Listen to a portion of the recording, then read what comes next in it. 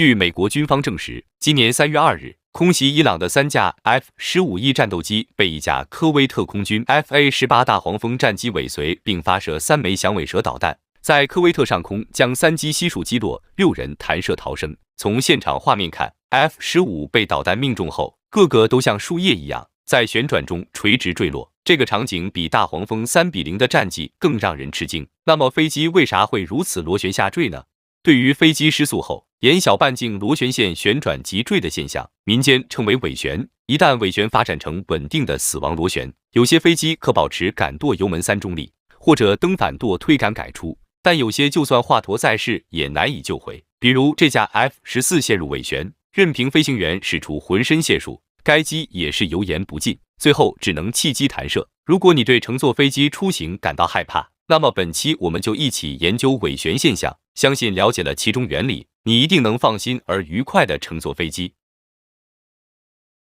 话说光天化日之下，一架 F-15C 大摇大摆闯入某国领空，突然间一发红外制导导弹呼啸而来，在机尾附近爆炸，它的连续杆战斗部展开成一个钛合金圆环，瞬间将发动机的机匣切开，飞机失去动力骤然减速，飞行员慌忙带住操纵杆想保持姿态，但感到飞机开始失速抖动，下降率也不断增大。这时风从前下方吹来，使后掠翼的弓角增大，超过了临界迎角，但机翼升力系数在平缓下降，并不会立即掉下去。可是气流的扰动让两边机翼的失速程度不均，失去升力更多的一边开始下沉，另一边则上升。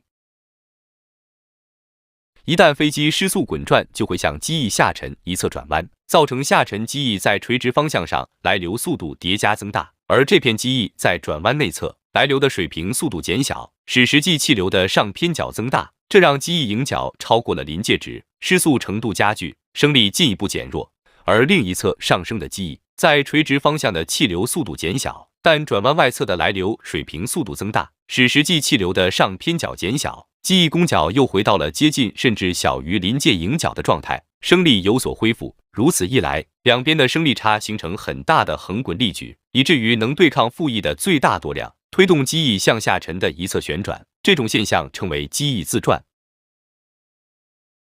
飞机出现机翼自转坡度越来越大，偏斜的升力推动机身侧滑，运动轨迹和机头指向形成了侧滑角。这时风从前侧方吹来，吹袭机身和垂尾，不仅使飞机阻力增大，空速减小，加速下坠，还让垂尾在侧风压力下持续推动机头指向来风方向，这导致升力的水平分力跟着持续偏转，形成了向心力。于是飞机一边下坠一边做圆周运动，形成螺旋轨迹。期间机翼自转使飞机坡度越来越大，导致升力的垂直分力减弱，而向心力增强，使螺旋半径逐渐缩小，坠落速度则不断增大。这种连续的自行旋转运动就是尾旋。通常飞机会以很大的坡度和大约2秒1周的转速，以及每秒近100米的下降率，沿一条半径很小，有时甚至只有几米的螺旋线拍向地面。